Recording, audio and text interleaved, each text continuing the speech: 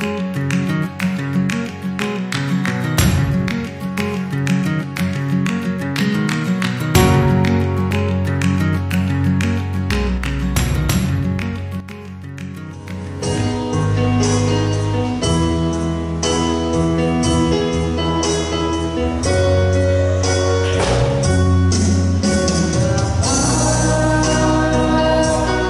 terbaik atas hidup kami Tuhan.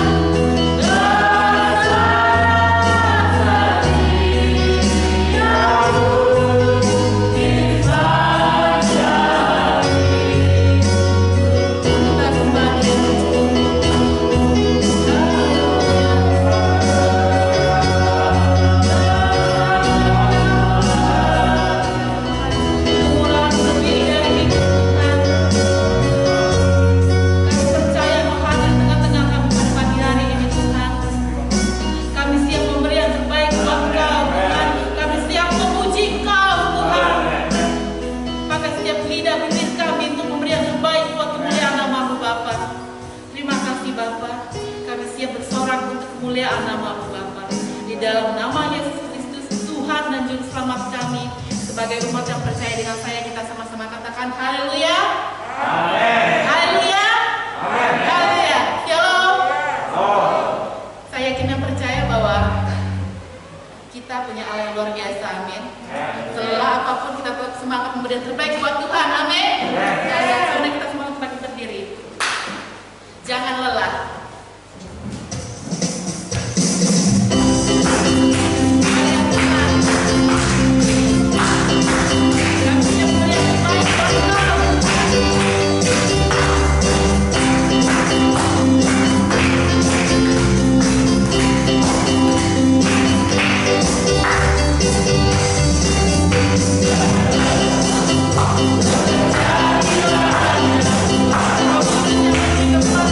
Kita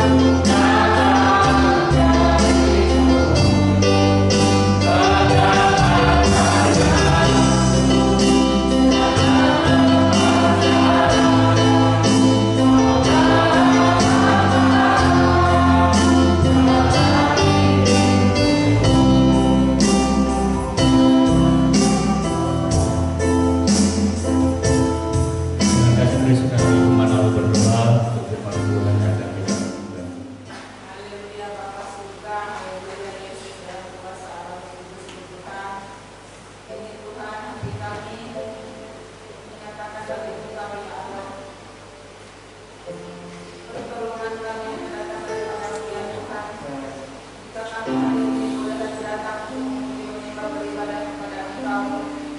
Bukan suatu kebenaran dan kekuatan kami, tetapi semua kebaikan Tuhan yang tak terkadang dalam hidup kami. Terpuji-puji Engkau Bapa, terpuji-puji Engkau Yesus dalam kuasa Tuhan.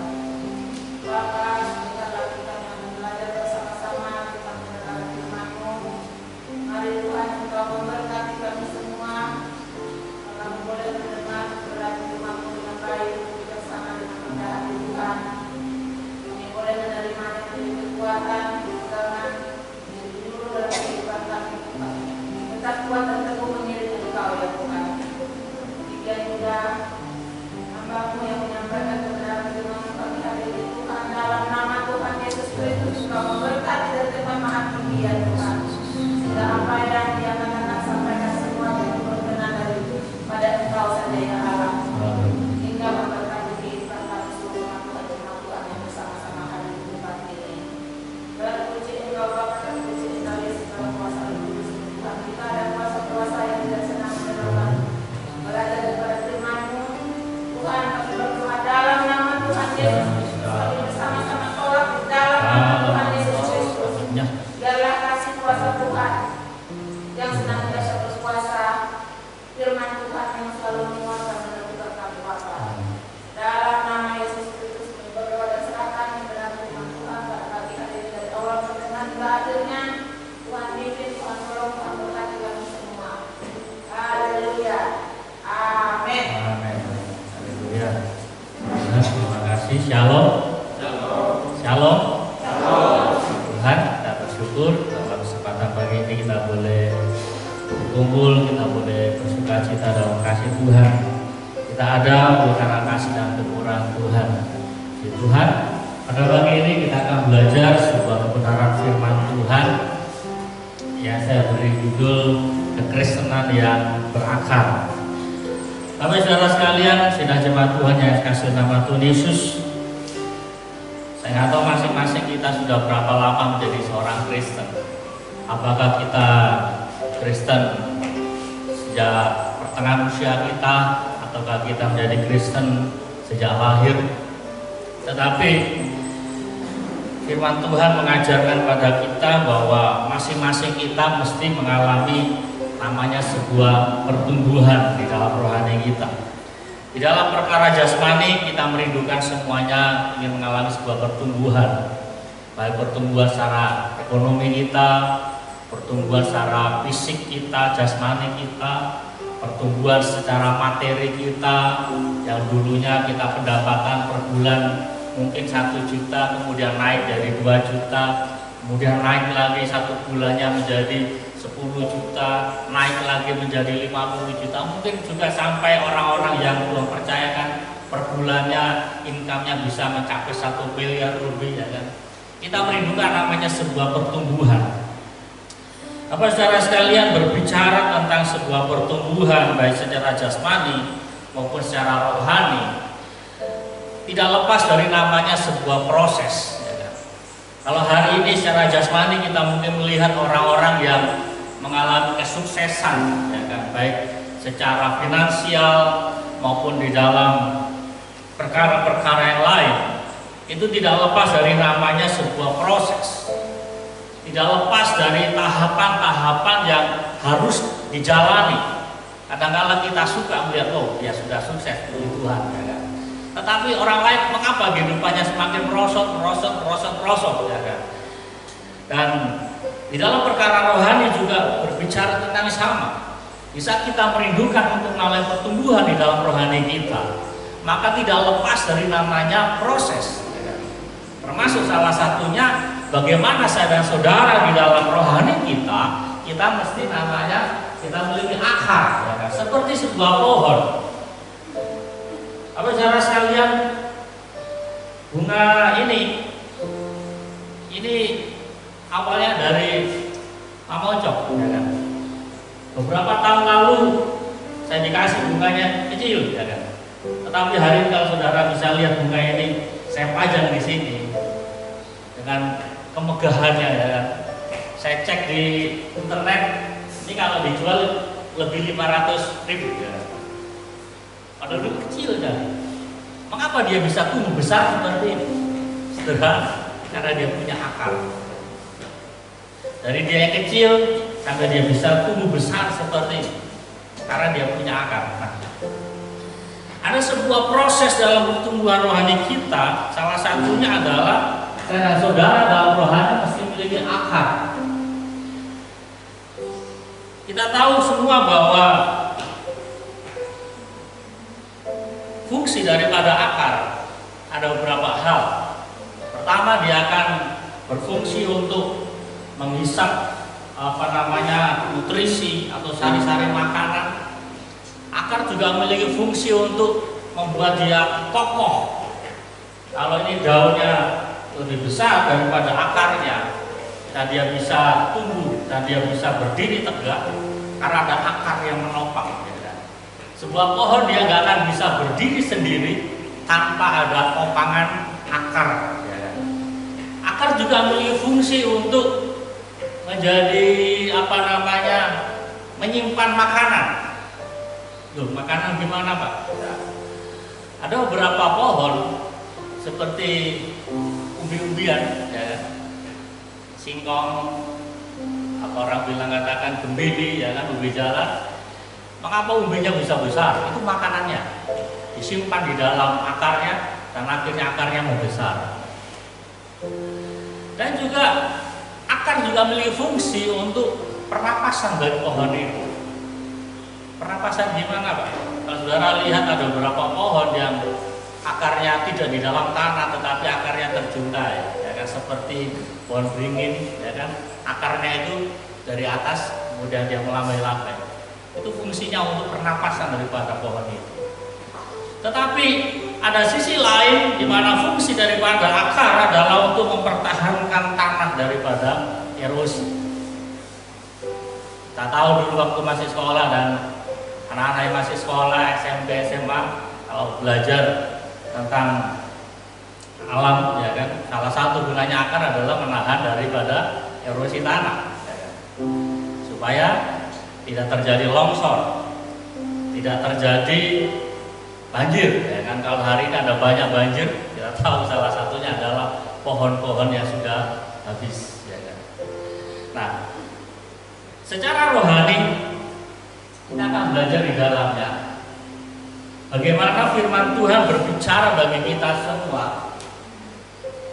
Di dalam Injil Lukas pasal 8 ayat yang ke-13, kita akan baca sama-sama satu ayat ini sebelum nanti kita lihat makna rohani.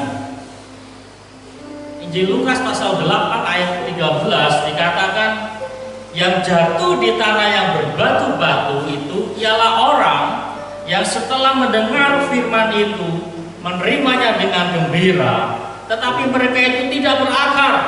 Mereka percaya sebentar saja dan dalam masa pencobaan mereka murtad.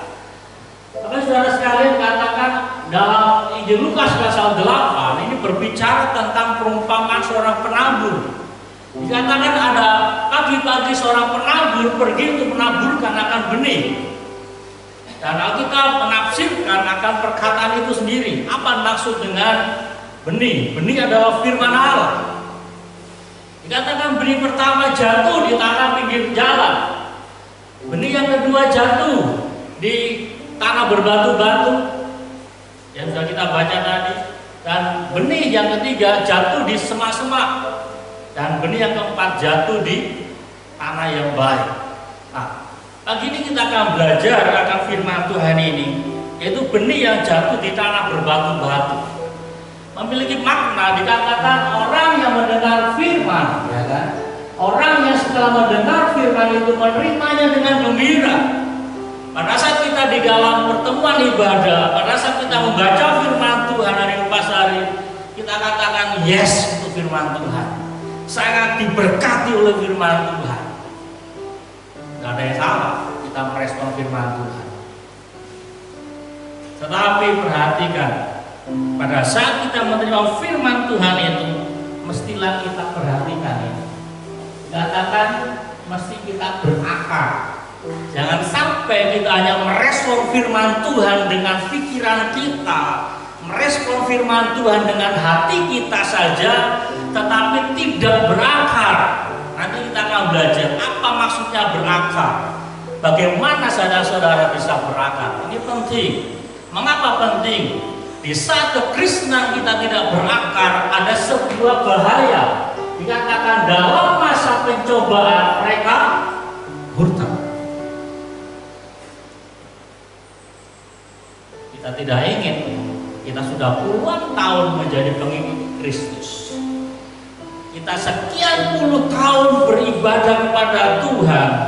Kita sekian puluh tahun kita mengiring Tuhan. Sekian puluh tahun kita melayani Tuhan. Pada saat kita menghadapi pencobaan, kita murtad. Ada banyak macam pencobaan. Banyak macam. Bisa pencobaan bicara ekonomi, keuangan, jabatan, bahkan pencobaan berbicara tentang pasangan hidup, ya kan? Bagi yang masih bujang-bujang, perhatikan ini, jangan sampai yang laki-laki melihat cewek cantik, ya udahlah demi cintaku padamu, ya, bukan gunungan kudaki laku seberangi, bukan, tetapi ku tinggalkan Yesus. Bagi yang cewek-cewek yang masih bujang, perhatikan pada saat memilih cowok, jangan yang sekedar dia ganteng, jangan sekedar dia kaya, memiliki masa depan yang baik, tetapi jangan sampai meninggalkan Yesus. Padahal sudah sekian puluh tahun lamanya mengiring Tuhan, tetapi karena tidak berakar. Apa saudara sekalian, kita akan belajar di dalamnya. Secara cepat sini, karena ini ada beberapa poin yang saya sampaikan. Fungsi daripada akar secara rohani adalah ketika seorang Kristen hidupnya berakar, ya kan? Ketika seorang Kristen hidupnya berakar, maka ia dapat memahami atau mengerti firman Tuhan yang dibaca dan didengarnya. Dengan mengerti firman Tuhan, ia dibuat bertumbuh dalam iman. Hidupnya diperbaharui sebagaimana maksud firman Tuhan yang diterima. Jadi nggak sekedar yes untuk firman Tuhan, nggak sekedar amin terhadap firman Tuhan, tetapi bagaimana kita dibuat mengerti dan dikatakan apa? Bertumbuh kuat dalam iman. Hidupnya diperbaharui. Bagaimana sebanyak firman Tuhan yang kita mengerti, kita harus ada perubahan dalam hidup kita. Ini yang pertama. Yang kedua, bagaimana fungsi daripada akar secara rohani adalah dengan berakar, seorang Kristen akan mampu berpikir dan bertindak yang benar dengan kekuatan imannya, sehingga kehidupannya akan kokoh walau datang segala macam pencobaan. Di dalam Injil Matius pasal 7 itu berbicara tentang dua dasar. Sama prinsipnya dengan akar. Jadi pada saat kita menjadi pelaku firman, sering saya sampaikan, jangan pernah bermimpi atau berpikir saya sudah jadi pelaku firman, saya akan bebas daripada pencobaan. Tidak. Ada satu ayat yang Yesus sampaikan bahwa ada saatnya saya dan saudara akan diuji, kita akan menderita karena firman. Ya kan? Pada saat kita menjadi pelaku firman, firman Tuhan katakan akan datang banjir, akan datang angin, akan ada badai. Dikatakan rumah itu tetap berdiri. Karena apa? Ya dibangun di atas dasar. Jadi pada saat saya dan saudara berakar, kita akan dimampukan berpikir dan bertindak dengan benar dengan kekuatan iman kita. Sehingga pada saat datang badai, pada saat datang angin pencobaan, saat datang segala macam masalah dalam kehidupan kita, kita akan berdiri kokoh. Yang ketiga, fungsi daripada akar adalah dengan berakar seorang Kristen akan memiliki hubungan yang stabil. Perhatikan ini, Saat seorang Kristen berakar, ia akan memiliki hubungan yang stabil dengan Tuhannya dalam suka maupun duka. Artinya apa? Ia akan menjadi seorang yang setia dalam segala situasi. Pada saat hati kita senang, kita akan berdoa pada Tuhan. Pada saat hati kita senang, kita akan memuji Tuhan. Tetapi pada saat hati kita sedang sakit, kita juga tetap berdoa pada Tuhan. Pada saat hati kita sedang pedih, kita tetap katakan God is good. Amin. Karena apa? Dia berakar, ya kan? Saya bawa kita dalam pemahaman seperti ini. Mengapa Tuhan Yesus pakai perumpamaan tentang pohon? Bukan tentang benda yang mudah dipindahkan dan tidak ada ancaman. Kalau saudara nanam sebuah pohon hari ini, saudara beli apalah tanaman apa, mau bunga kah, mau tanaman apa namanya pohon-pohon yang lain, saudara beli dari pasar, kemudian hari ini saudara tanam dalam pot, kemudian besok saudara cabut dan dipindah lagi di pot yang lain, kemudian lusa dicabut dan dipindah yang lain. Pertanyaannya, apakah pohon itu bisa hidup? Ya akan lain. Akarnya tidak berfungsi. Belum dia menghisap makanan kita sudah cabut. Ya. Makanya Yesus mengambil sebuah gambaran tentang pohon. Ya, sebuah pohon. Karena pohon berbicara tentang situasi yang stabil, yang bukan diperuntukkan untuk dicabut sana cabut sini. Sekali ditanam, ditancapkan, dia harus dirawat, dipupuk, dikasih air, dan dia bisa bertumbuh dari sebuah pohon. Hal yang sama juga dalam kekristenan kita. Saat kita menjadi seorang Kristen yang berakar, maka dikatakan, digambarkan kita menjadi seperti orang yang stabil, orang yang setia, baik dalam suka maupun dalam duka. Kita akan tetap memiliki hubungan yang stabil dengan Tuhan. Kemudian yang gak kalah pentingnya, keempat adalah dengan berakar seorang Kristen, yang gak kalah penting. Dengan berakar seorang Kristen juga akan dapat memberi efek positif bagi ancaman kehancuran lingkungan yang mengancam dirinya. Saudara percaya atau tidak, lingkungan kita ini sementara hancur. Hari-hari kita tidak lebih baik daripada yang dulu. Firman Tuhan katakan kejahatan semakin luar biasa, dosa semakin merajalela. Orang-orang katakan bumi semakin tua. Situasi kita semakin hancur.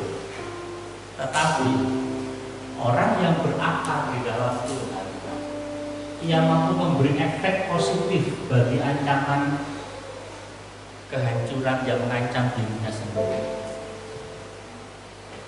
Maksudnya apa? Pada saat dunia hancur, kita ada sebuah efek positif terhadap diri kita. Artinya apa? Kita tidak ikut hancur dengan dunia.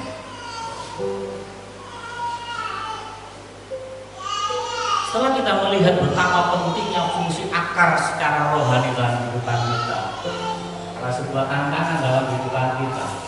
Bagaimana saudara-saudara bisa berakar? Bagaimana kita bisa berakar? Yang pertama, rela mati.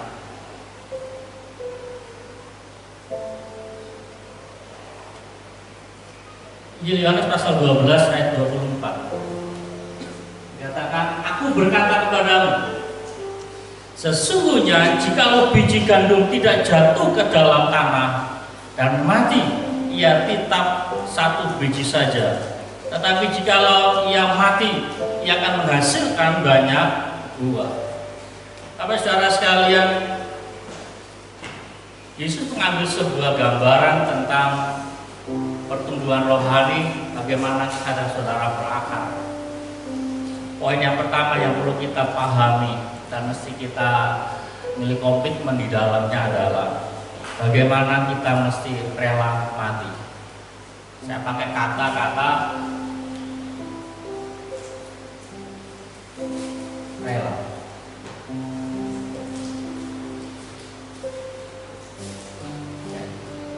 Mengapa saya pakai kata-kata rela? Dalam rutin saya menuliskan seperti ini.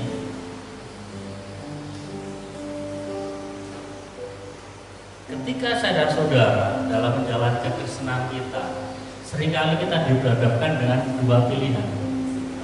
Antara kita menuruti daging atau dosa, ataukah kita menuruti keinginan secara rohani. Bapak saudara sekalian, ketika Tuhan Yesus memberitakan tentang kematiannya kepada para muridnya, Ia memakai perumpamaan tentang biji. Bagaimana biji ini awalnya utuh, tetapi dia harus merelakan dirinya mati. Dan di gambar yang terakhir, bijinya sudah tidak ada, mati, ya hilang. Tetapi nanti dalam poin yang ketiga kita akan belajar bagaimana dia berubah menjadi sebuah momen.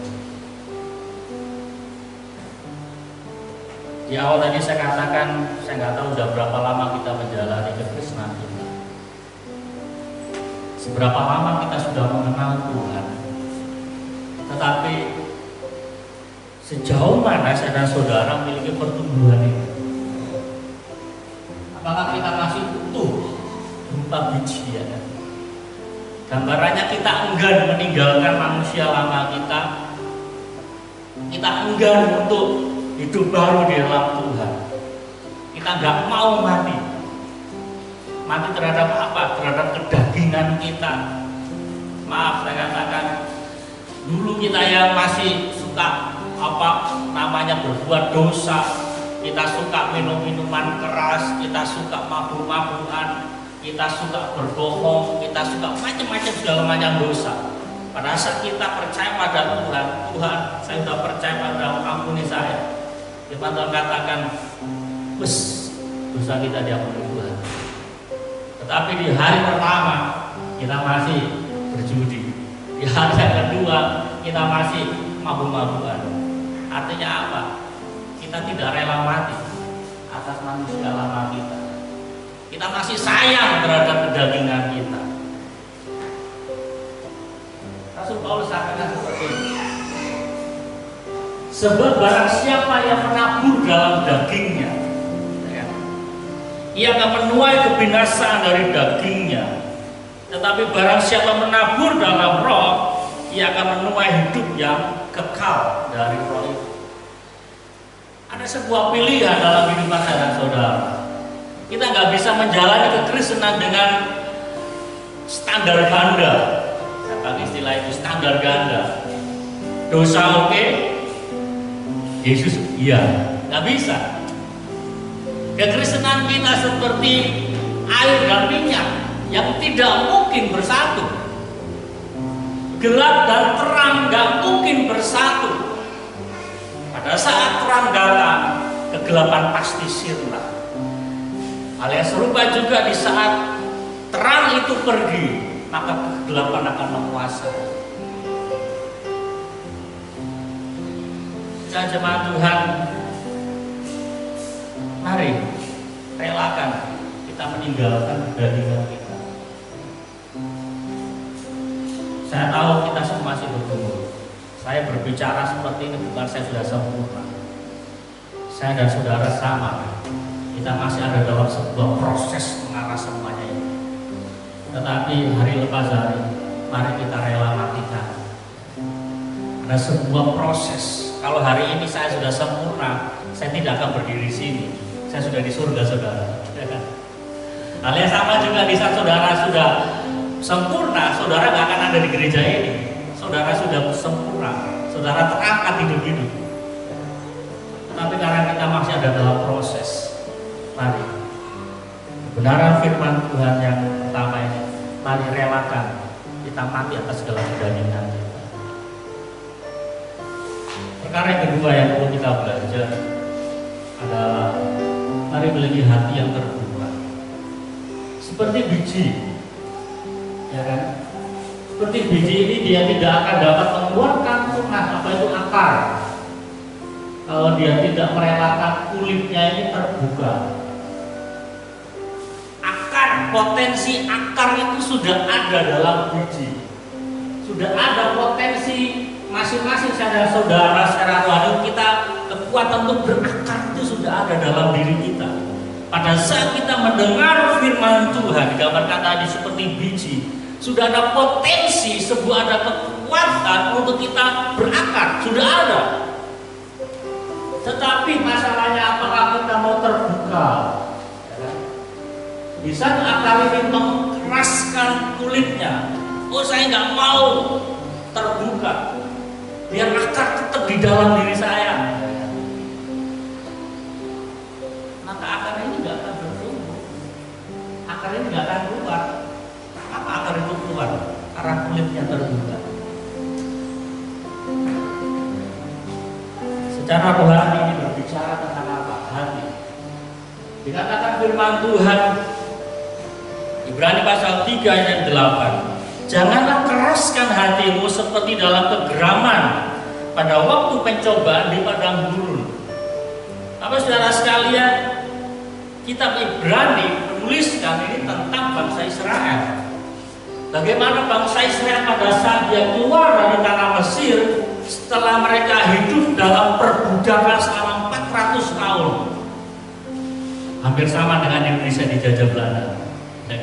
Indonesia dijajah Belanda 3,5 tahun, Israel 400 tahun, lebih lama 50 tahun, satu generasi kurang lebih. Artinya generasi pertama, keturunan daripada anak-anak Israel atau anak-anak Yakub sudah nggak ada, setelah mati digantikan generasi kedua, mereka mati, digantikan generasi ketiga, mereka mati di Mesir. Generasi yang keempat, mereka lahir, besar, bekerja, diperbudak, dipengaruhi lingkungan Mesir. Kemudian tiba-tiba datanglah Musa. Hai umat Tuhan, Tuhan sudah mendengar segala jerih tangismu, Tuhan sudah mendengar semua doa-doamu. Ayo kita keluar dan beribadah pada Tuhan. Saudara, Israel dari lahir, generasi keempat, dia sudah melihat penyembahan berhala. Pada saat dia sudah besar, dia bekerja membuat berhala di Mesir. Hari-hari dia melihat bagaimana penyembahan berhala, perbudakan itu menjadi sebuah karakter dalam kehidupan mereka. Kemudian Musa datang. Ayo kita beribadah pada Allah yang hidup. Saya katakan cinta mula-mula mereka dahsyat pada saat mereka keluar dari tanah Mesir. Yes, Allah kita hebat, Allah kita mendengar doa kita. Hari ini Tuhan memberikan kemenangan dan kelepasan bagi kita. Mereka katakan Tuhan baik. Tetapi pada saat mereka di padang gurun, mereka merasa haus, mereka merasa lapar, hati mereka menjadi keras. Mana Tuhan? Padahal Tuhan sudah menyatakan mujizatnya di Mesir berapa? 10 tulah? 10 tulah. Dengan mata kepala mereka sendiri melihat bagaimana air sungai Nil berubah menjadi darah. Dengan mata kepala mereka sendiri melihat bagaimana Mesir dipenuhi dengan lalat ikan. Dengan mata kepala mereka sendiri mereka melihat bagaimana Tuhan menghukum Mesir. Tetapi pada saat mereka lapar, pada saat kaki mereka menginjak pada gurun, mereka katakan, di mana Tuhan? Hati mereka keras.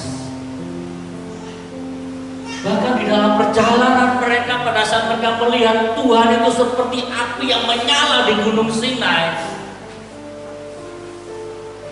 mereka menjadi takut. Tetapi pada saat mereka menunggu Musa yang sementara berdoa pada Tuhan, kok nggak turun-turun? Ini bisa mati sudah Musa. Mereka katakan pada Harun, "Hai Harun, buatlah untuk kami berhala yang harus memimpin kita." Padahal sebelumnya mereka melihat Allah yang dahsyat seperti berapi di Gunung Sinai. Tetapi hati mereka, ini bicara hati, tapi hati mereka nggak pernah berubah. Hati mereka keras. Tapi saudara sekalian, dan pada akhirnya Tuhan memusnahkan mereka. Saya katakan di sini, apalah faedahnya kita menjadi seorang Kristen kalau hati kita masih terus keras. Kita dinasihati firman Tuhan, secara halus kita keras, kita membela diri. Tuhan memukul kita lebih keras, kita masih tetap keras. Kita nggak mau berubah. Saya katakan apalah faedahnya. Meskipun Israel adalah umat pilihan Tuhan dan dipilih Tuhan langsung dari sekian bangsa-bangsa. Kalau dipikir saudara bisa pelajari di Alkitab, apa sih kelebihan Israel dari bangsa-bangsa? Tidak ada. Background mereka sama-sama penyembah berhala. Abraham dipanggil dari sebuah suku atau bangsa Ur-Kasdim. Bangsa Ur-Kasdim adalah sama bangsa penyembah berhala, dewa bulan. Sama. Tetapi bagaimana Allah membuat perjanjian dengan Abraham? Oleh karena Allah melihat iman daripada Abraham. Saudara sekalian, Tuhan sudah memilih kita dari sekian banyak orang, sehingga hari ini saudara-saudara menjadi seorang percaya pada Tuhan. Lepas daripada apapun latar belakang kita menjadi seorang Kristen, apakah Kristen sejak lahir ataukah di pertengahan usia kita menjadi seorang Kristen, mari Tuhan mau sama. Jangan keraskan hati kita terhadap kebenaran firman Tuhan, terhadap semua teguran-teguran dan nasihat firman Tuhan. Mari kita berespon positif.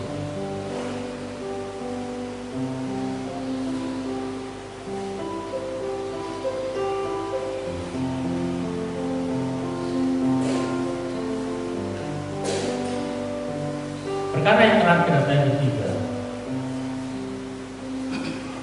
adalah mari kita siap dengan pengalaman baru. Apa yang dimaksud dengan pengalaman baru?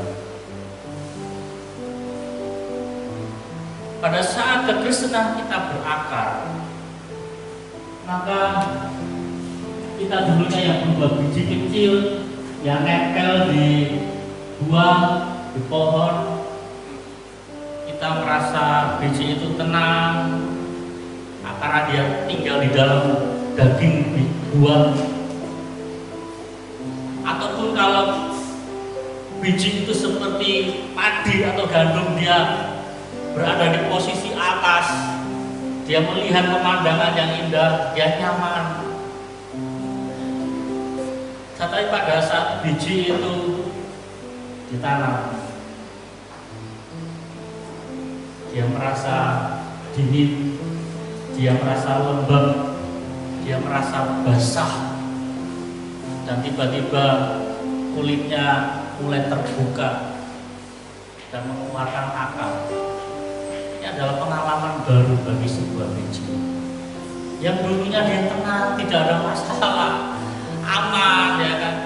Dia melihat sesuatu yang baik, tetapi pada saat dia diputik, dia diambil, dia dikeluarkan dari dalam daging buah itu, dia diputik, dilepas daripada tangkai sebuah pohon, dan dia ditanam. Ada pengalaman baru.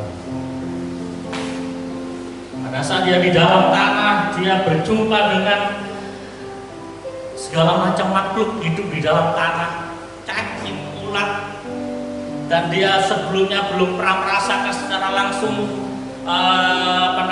pupuk, ya kan? Dia merasakan itu pengalaman-pengalaman baru bagi sebuah biji yang ditanam dia akan alami.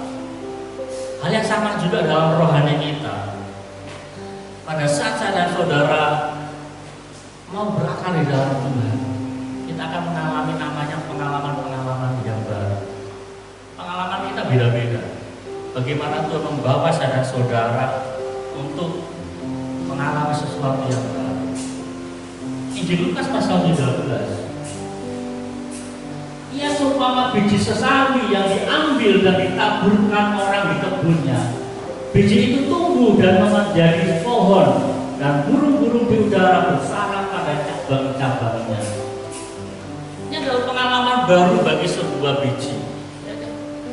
Pada saat tadi saya katakan biji itu dilepas daripada tangkai, pada saat biji itu dikeluarkan dari daging sebuah buah, ada sebuah pengalaman dasar, dan pada akhirnya dikatakan burung-burung akan bersarang. Biji itu menjadi sebuah pohon. Simpulnya seperti ini. Kalau saudara ingin menjadi sesuatu yang besar, dan saudara itu menjadi berkat bagi orang lain, saudara harus berakar. Rela untuk mengalami sesuatu yang baru, rela mati, melepas daripada manusia lama kita. Memang bodi biji kita akan hilang, berubah menjadi sebuah pohon, berubah menjadi sebuah pohon yang besar. Biji sudah tidak ada lagi di dalam tanah, sudah mati. Manusia lama kita sudah mati di dalam Tuhan, berubah menjadi sebuah pohon yang besar, di mana burung-burung akan datang bersarang, berkembang biak. Secara rohani, pada saat kita rela mati, kita meninggalkan manusia lama kita, kita akan menjadi berkat bagi orang lain. Terlalu luas kalau saya berbicara menjadi berkat. Di poin-poin yang lainnya kita akan bicarain.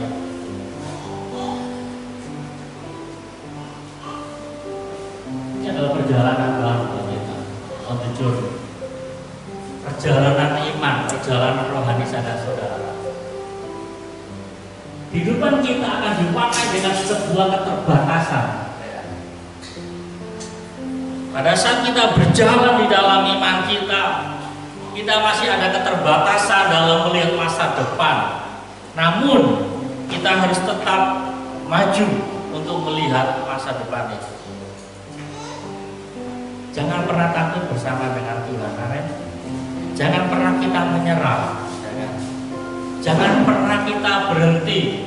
Pada saat kita relakan diri kita mati kedagingan kita, kita katakan sakit, yes, memang sakit mematikan kedagingan.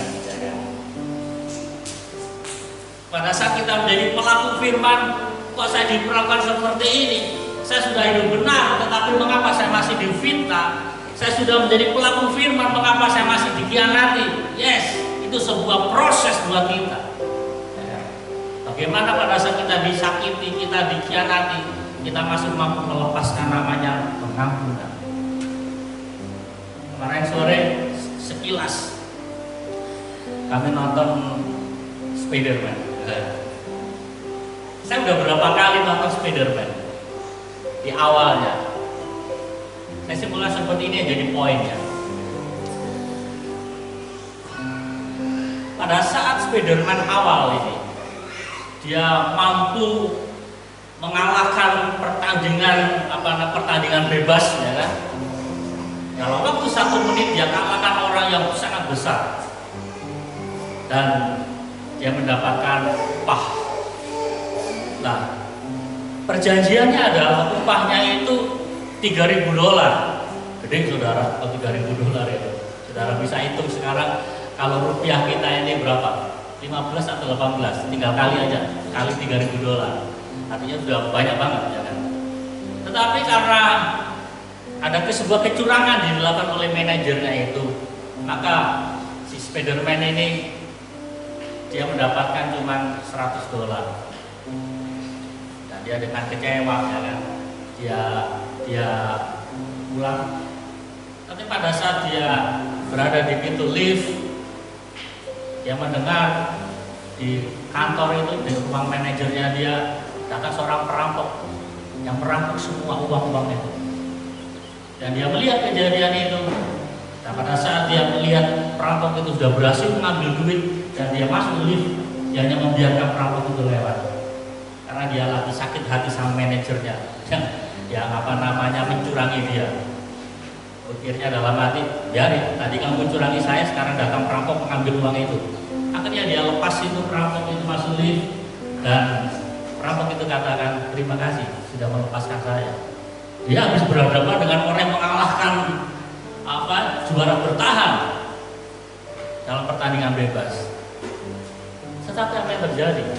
Pada saat dia turun dari gedung itu, dia keluar. Kalau saudara pernah nonton Spiderman yang awal itu kan, apa yang terjadi? Pamannya ditembak. Pamannya sementara di mobilnya itu dirampok oleh perampok tadi, ya kan?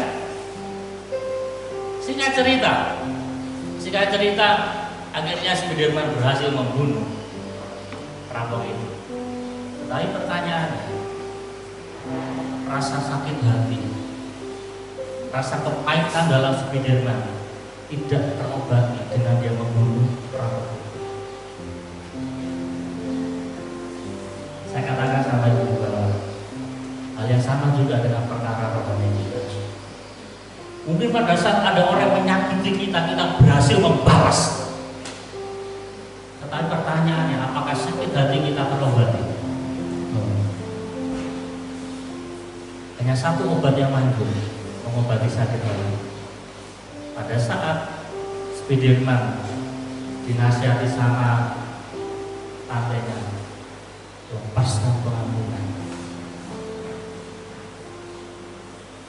Pada saat Spiderman dia mendengar nasihat daripada tantenya untuk melepaskan pengampunan, berat.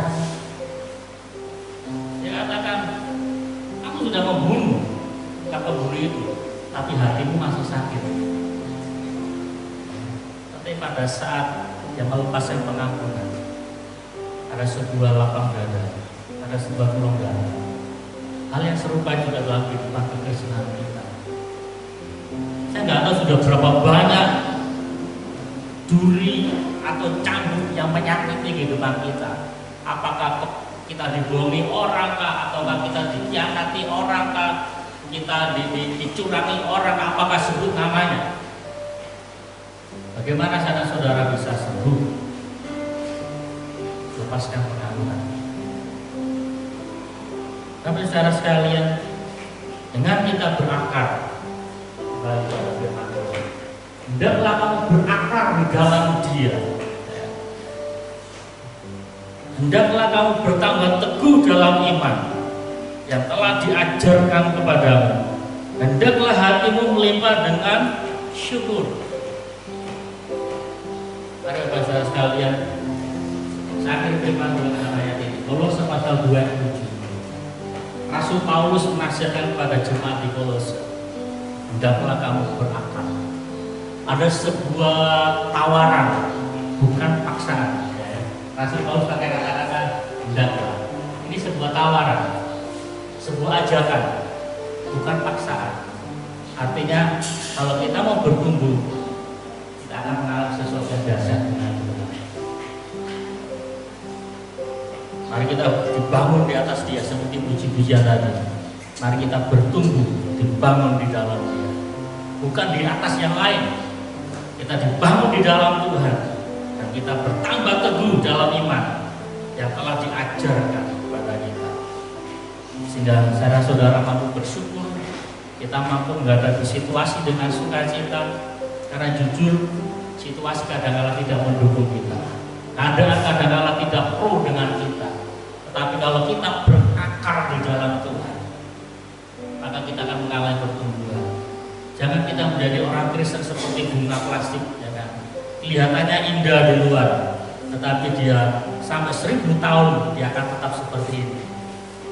Tetapi mari kita menjadi pohon yang hidup, yang seperti ini bisa dikasih mamucuk, yang kecil, tidak berani saya pajang, ya kan? Karena tidak ada keindahannya, yang kecil, tetapi pada saat dia ada kehidupan di dalamnya, yang bertumbuh besar. Dan saya dengan bangga taruh di depannya, meskipun ada bolong-bolong, ya kan? Meskipun dia bukan janda bolong, ya kan? Karena dia dimakan ulat, dia bolong. Tetapi dia bertumbuh besar. Hal yang sama juga dalam kehidupan saya dan saudara. Pada saat kita berakar, dipastikan saudara akan bertumbuh. Kita akan mengalami pembaruan, kita akan mengalami pengalaman-pengalaman yang baru. Demikian firman Tuhan. Mari kita tundukkan kepala. Kita datang pada Tuhan. Kita minta pada Tuhan. Kiranya Tuhan menolong saya dan saudara kita berangkat. Dengan cara mari kita relakan diri kita mati atas segala macam kedagingan kita. Sifat-sifat dosa yang masih ada dalam diri kita mari relakan mati. Izinkan hati kita terbuka terhadap kebenaran firman Tuhan. Hati kita terbuka terhadap semua nasihat firman Tuhan. Dan yang terakhir saya katakan jangan pernah takut kita berjalan dengan Tuhan. Seperti pujian tadi katakan, apa yang tidak pernah timbul di hati kita, apa yang tidak pernah kita dengar, apa yang tidak pernah kita lihat dengan mata kita, pada saat kita mau berakar di dalam Tuhan, Tuhan akan perlihatkan semuanya itu.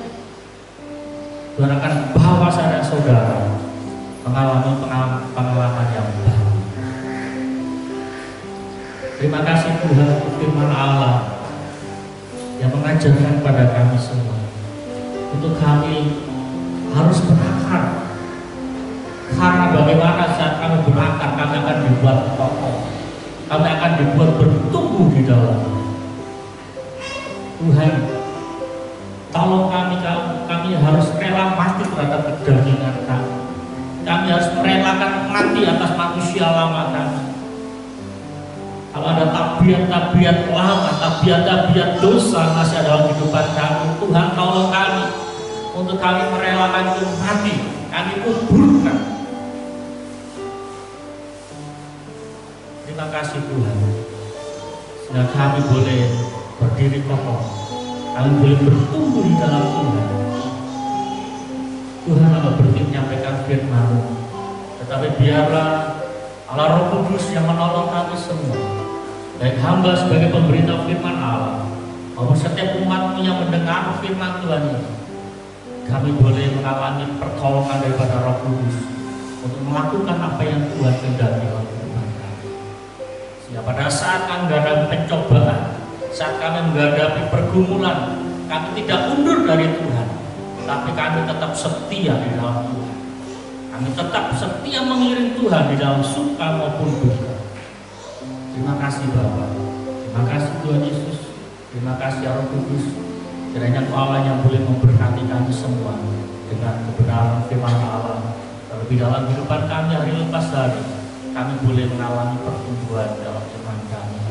Terima kasih Bapa, terima kasih Tuhan berkati akan setiap umat-Mu di dalam setiap pergumulan mereka, dalam rumah tangga demi rumah tangga, dalam pergumulan ekonomi, dalam kesehatan mereka. Mari Tuhan Allah boleh melawat, Tuhan menjamah mereka, Tuhan menyatakan kekuatan kuasa.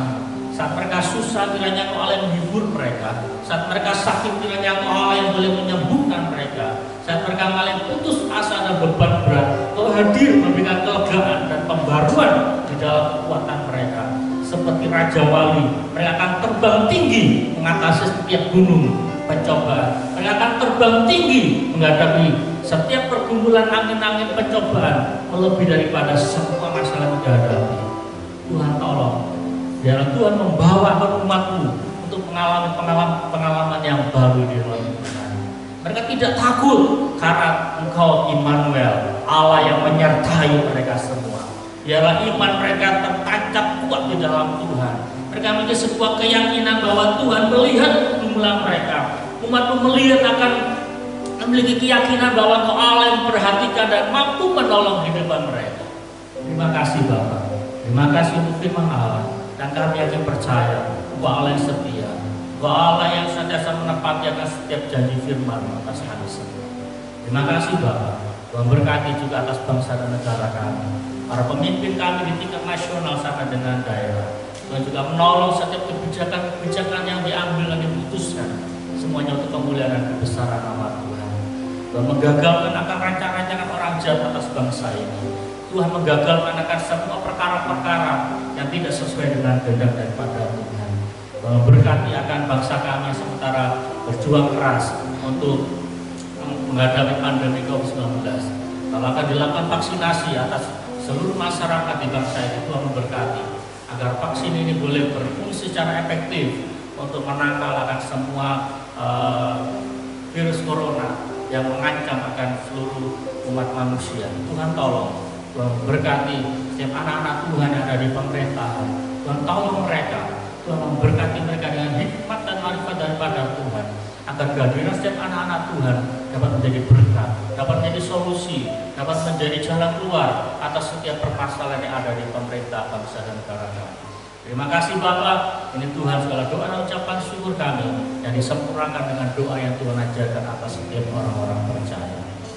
Bapa kami di surga, kuduskanlah nama-Mu, datanglah kerajaan-Mu, jadilah kehendak-Mu di bumi seperti di surga. Berikanlah kami pada hari ini makanan kami secukupnya, dan ampunilah kami akan kesalahan kami, seperti kami juga mengampuni orang yang bersalah pada kami.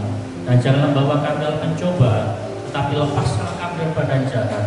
Karena Engkau yang punya kerajaan dan kuasa dan kemuliaan sampai selama-lamanya. Amin. Sudah jemaat Tuhan segala dimana terima berkat dari Tuhan kita Yesus Kristus. Kasih karunia dan damai sejahtera serta sukacita yang berasal dari surga, serta kekuatan kuasa ilahi dari Tuhan kita Yesus Kristus, serta penghiburan kasih yang kekal. Terimalah berkat Tuhan ini hanya di dalam nama Bapa, dan di dalam nama Anak, dan di dalam nama Roh Kudus dari pagi ini sampai Tuhan Yesus Kristus tetap dua kalinya. Bapa, terima kasih.